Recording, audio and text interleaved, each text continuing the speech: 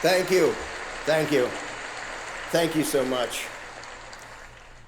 Now, you may be wondering who I am or why, after President Biden's recent decision to drop out of the race, the Democratic Party has chosen me, a relative unknown, as their new nominee in this crucial presidential election. Well, I will let my words and my actions speak for themselves. There are some harsh truths that we as a nation now need to face.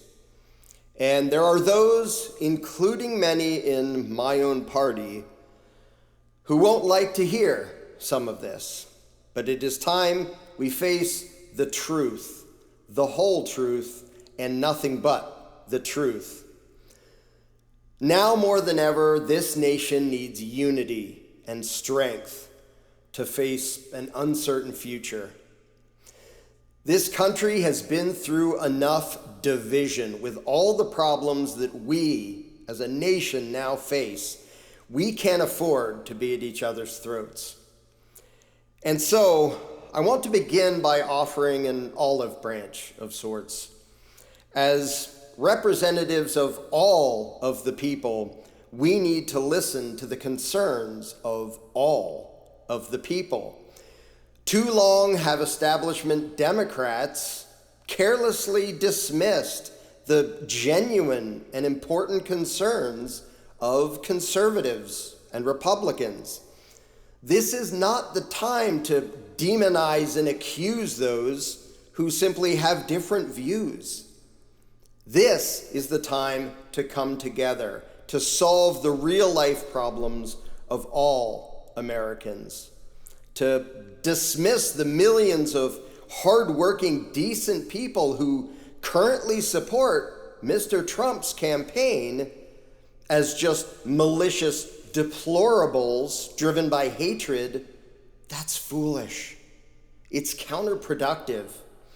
Many of those are genuine people with genuine concerns, and I, for one, intend to listen to those concerns and take them seriously. Because I am not running in order to serve my party. I am running for President of the United States to serve all Americans. Politicians on both sides for too long have been unresponsive, even blind to the hardships faced by many Americans of all stripes. This cannot continue. Instead of bickering over who is to blame for the devastating inflation we've been experiencing, we must work together to bring inflation under control, not so we can win elections, but so that all Americans can afford the standard of living that they deserve. Instead of continually pitting rich against poor, we need significant, permanent tax cuts for everyone, from minimum wage manual laborers to the large companies that provide jobs to millions of people in this country. Government must learn to live within its own budget if we are to expect the same from those whose taxes fund the infrastructure that makes this country work. The working class has every reason to resent the tax burdens they now bear, and every reason to resent their taxes being used to fund so many special interests and sweetheart government deals instead of being used to fund the things that help the common man. If we put aside petty differences and political selfishness, there's no reason we can't have the best of both worlds. We can have a robust, free economy where hard work is rewarded, not punished, and at the same time have a strong and resilient safety net for those truly in need until they can get back on their feet. We can have real and significant reform when it comes to police brutality. We must immediately crack down on abuse and corruption at all levels of law enforcement, while at the same time raising up and supporting all those honorable, brave men and women in blue who are doing their best to protect the rest of us. We can and we will get back to a time when the people and the police were on the same side, when those in uniform had the trust of the people because they had earned that trust. When it comes to issues of race and religion, we need to focus less on our differences and more on our similarities. Instead of a system where different groups bicker over candidates and parties to serve their own interests at the expense of others, we need a government accountable to everyone. A government that does not play favorites and does not feed division. When it comes to our military, yes, we must keep the armed forces forever strong, not so they can be used to serve the interests of corporations or arbitrary political alliances, but so they can best protect the American people. Many on my side of the aisle have complained about the gruffness and roughness of Mr. Trump's rhetoric, complaining that we need to bring civility back to politics. But to do that, we must first earn the respect of the American people again. If we are at each other's throats, and I do include my own party in this, constantly trying to vilify and condemn others for merely having a different viewpoint, how can we possibly expect the American voter to respect the democratic process or to respect us? And we in both parties need to remember that the point of democracy is not so politicians can play superficial games in their striving for personal power. The point of democracy is for the people to tell the government what it is that they must do, to tell their public servants how they should be administering our great constitutional Republican system. It seems that too many politicians in both parties have forgotten that. And to all those independents who have given up their faith in Republicans and Democrats, both, I won't ask you to take my word for anything. Your concerns for too long have been ignored or even denigrated by both major parties. That will end with my presidency. No American should have to vote for a third party just to have someone in government who will listen to his concerns. Anyone who becomes president should be willing and eager to listen to the concerns of all Americans, not just the rich donors, not just those who voted for him, but for all Americans. As much as I respect the history of the Democrat Party, we have lost our way. Instead of listening to the people and working for the little guy, in many ways, we have become the unbending, corrupt establishment that we once railed against. But that can be changed, and it must be changed. And for all those who usually vote Republican, I know you may have a hard time believing this, but I mean it from the bottom of my heart when I say we have far more in common than you might think. Supporting the ever-changing progressive values in this nation does not require belittling or tearing down traditional values. The whole point of freedom is that people can make different choices, have different priorities, and yet still coexist peacefully and even thrive together in spite of our differences. To me, this truth applies not just to this great country, but to the whole world. A world of different people, but able to work together for mutual benefit. That is my dream for everyone on earth and for generations to come. People born in other countries are no less human and no less important because of their place of birth. This entire country was mostly a country of immigrants from all over the world. At the same time, of course, there are practical considerations.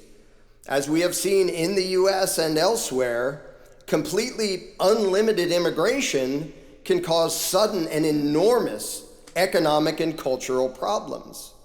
And so immigration must be regulated by the laws of this nation, while at the same time embracing and celebrating the diversity that the mixing of different people and different ideas and viewpoints can create.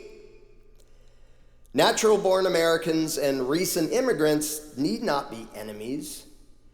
Instead, they need a reliable legal system that provides for the prosperity and protection of everyone. The laws must be enforced consistently and without exception, but those laws must be designed to serve mutual prosperity and productivity, mutual safety and opportunity. And that simple but important idea sums up the foundation of my entire campaign and applies to each and every political issue. The goal of legitimate good government should not be to divide people into opposing groups and forever fight each other over power. The goal of true representative government is to find balance, to give everyone the best possible chance of achieving their dreams, to maximize everyone's freedom, to serve all people of all walks of life, of all colors, all religions. For too long, it seems that those who have run our political system, liberal and conservative, Democrat and Republican, have forgotten that. I will not forget. A vote for me does not automatically mean that I will do every single thing that you, as one voter, want me to. But my election to the office of president will mean that every single thing that I do will be me doing my best to serve your interests while also serving the interests of your neighbors and serving the interests of all Americans. Yes, sometimes that will require some compromise and negotiation, trade-offs and give and take. But if that is the price of a peaceful, prosperous, diverse, and strong nation, it will be worth the struggle. And with that attitude and that approach, we can make this country what it should always have been and what it should always be. Thank you.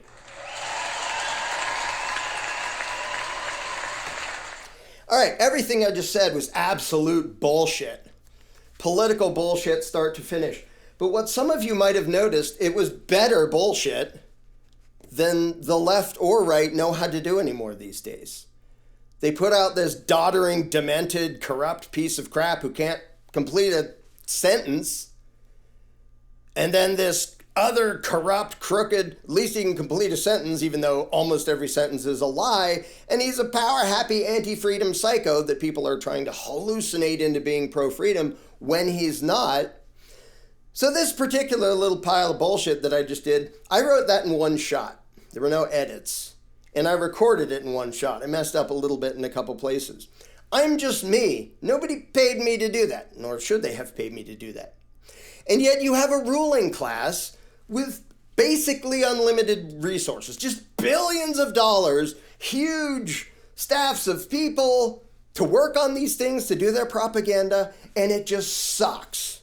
So why did I bother to do that? Am I running for office? No, I'm not an evil parasitic psycho. That, what I just showed, if the psychos in power ever figure out to do that again, preferably using somebody like taller and more handsome than me, almost all voters, Republican and Democrat, will fall for it and will adore the lying piece of crap who says that and means it. Given what the left and right fall for now, this pathetic level of just inane, unprincipled, babbling bullshit from the left and right, if the people in power ever got back to knowing how to do decent propaganda, I wouldn't even call that decent. That was literally first draft, one take, and it was still better than any speech I've seen by any politician at the federal level for years, because their propaganda sucks. But here's the actual point. If somebody had said all that, would you have said or thought, maybe he has a point. I mean, maybe this guy can finally make a difference. I don't know if you would. A hell of a lot of people would. I bet a bunch of people watching this video would vote for the guy who spewed that bullshit. And make no mistake, that would be bullshit start to finish exactly as much as everything Trump says, everything Biden says, whether it's coherent enough to understand it or not. Everything the Republicans say, everything the Democrats say, it's all absolute bullshit. If they upped their bullshit game, and I was almost hesitant to do this video because of this, if they upped their bullshit game, almost everybody in the country would fall for it and would vote for it. And that includes we need tax cuts. Rah, rah, rah. The masters are always too stupid to back off. If they had somebody who actually did significant permanent tax cuts, and don't tell me about Trump's juggling where he literally bragged that they were revenue neutral. Do you know what that means? It means the government stole just as many dollars with him on the throne as the administration before.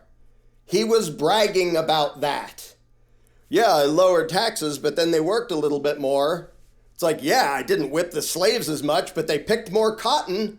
Oh, our great savior. That's literally the equivalent of what Trump bragged about. That's what revenue neutral means, is we played around with tax rates, but hey, we still stole the same amount of productivity from the American people by way of taxation. And people cheered for that. So I am very grateful that their propagandists are as totally incompetent right now as they are. Because if I can do this in one shot writing it while sitting on the couch over there, one shot recording it, if they actually put in the time and effort to actually craft effective propaganda, we'd be in a lot more trouble than we are right now. And so I partly do this as a warning that if somebody comes along and, wow, he's running for office, he sounds like he's really anti-establishment and he's coherent and he sounds like he means it and blah, blah, blah. That's the guy to worry about. That's a bullshitter capable of getting adoring fans cheering him onto a throne. He's not going for the throne to serve you. He's going for the throne so he can have power. And whatever they say to sound so good, but he sounds like he's going to let us have more freedom. There's one reason he would do that, is so you're dumb enough to put him on the throne and give him power over yourself. Don't fall for that crap. If I had like an eloquent, charismatic puppet, I could write better propaganda than the Republicans or Democrats do. And sadly, it would work on a whole lot of people who don't think in principles. They don't understand what freedom is. They don't understand that government is automatically and inherently incompatible with freedom. You can't have freedom and a ruling class. Oh, but this is a servant government. Bullshit. This is a representative government. Bullshit. This is a constitutional republic. Oh, so like Soviet Union and Red China and North Korea and Nazi Germany started out as constitutional republics, democratically elected constitutional republics, each with a Bill of Rights. If you didn't know that or you don't believe me, look up their constitutions. All the BS used to dupe people into cheering for their own subjugation that's been going on for years and years and years, I'm amazed that their level of propaganda is this stinking bad, and some people still fall for it. And what I'm scared of is if they ever actually up their game and start doing a good job again, because they used to have geniuses like Edward Bernays in charge of their propaganda and indoctrination and manipulation. Now, as far as I can tell, they have a bunch of incompetent buffoons behind the scenes regurgitating the same stale, boring crap they've been doing for ages, and people still fall for it. So mark my words. If some candidate comes along and you're really excited about him, wow, listen to the cool things he says. That is when you should be scared, because that is when you've been fooled. Not many people are being fooled by Biden. Not even many people are being fooled by Trump. Mostly they just, oh, I want that crook because I'm scared of that crook. That's what Biden supporters and Trump supporters do. And it's what they're going to do with whatever puppet comes up if they replace Biden with some other puppet. But the moment you feel like, maybe I do want that guy to have power, you're being fooled, you're being lied to, you're being manipulated. Don't fall for it. Now, luckily, there's a whole lot of even normal people no longer falling for the BS because it's gotten so transparently stupid in recent years. But if somebody comes along and you get all excited about it, and who knows? Maybe Democratic Party has another JFK in their back pocket who's going to pretend to be anti-establishment and pretend to be for you and say lots of good rhetoric and say lots of things that's like, oh, you supporters of Trump, I don't hate you. I understand your concerns. I will answer them too. I'll win over these dupes, and then I'll win over a bunch of the dupes on my own dupe side of dupes. And then I'll sit on the throne and we'll continue the warmongering and the currency fraud and the collectivist authoritarian bullshit. But there will be nice words on top of it, so more of you will put up with it without disobeying or resisting. So what I'm scared of is them getting competent again, because right now they're not. They're doing a crappy job, which is sort of funny to see, because even a bunch of normal people are looking at it and going, what is going on? Is this is really the best we can do? The greatest nation on earth. These two clowns, one of whom can't even form a complete sentence. That's the best. That's the best system in the world. Really? Even a bunch of normal people are starting to question that. So my greatest fear, again, I hesitate to do this video because I don't want to tell them this. My greatest fear is that they actually find some competent propagandists. Luckily for the country, my soul isn't for sale, because I guarantee I could write way more effective propaganda for the Democrats and Republicans, and I could have them pretend to be against each other. I could have them pretend to have actual fundamental differences. I could actually pretend that they have some sort of principles. None of them do, none of them ever have. But I could spew bullshit that would make almost all of Americans fall for it and vote for one puppet or the other. And so that's what I'm scared of, the day when maybe they actually hire a propagandist again who knows what the hell he's doing. Because I know even a bunch of pro-freedom people are going to jump on board and say, this guy, if this guy was on the throne, God, no. And that's already happened. Happened a little bit with Trump. It's happening with RFK. Guess what? RFK is a collectivist authoritarian statist. The fact that he opposes certain injustices doesn't mean he advocates freedom. He doesn't in any way. Vivek, who's now kissing the ass of Trump, he doesn't believe in freedom. He's a way more competent bullshitter. He's good at spewing the rhetoric. He's good at spewing a bunch of stuff that sounds really good. And a bunch of stuff that's actually true. Because if you don't mix truth with bullshit, nobody gives you power. So he can play the bullshit game, and he does it pretty well. Not enough to get very high up. But already these little hints of people being slightly better at the bullshit, if they come along with somebody who's actually good at it, that's what's going to scare me. And let me tell you ahead of time, before that candidate, you even know his name or have seen his face, he's a liar too. He's playing this game, he's seeking out the office as a future puppet who is going to be one more puppet overseeing your extortion and abuse. That's all anybody is ever going to do if they get anywhere near the White House, either party or independent or anything else.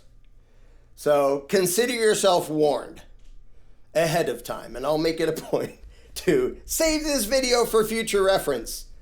So when some new candidate does come out and his bullshit propaganda is better than the clown show we have at the moment, and a bunch of you start to fall for it, I will be there to smack you upside the head with a 2x4 to remind you it's still going to be bullshit.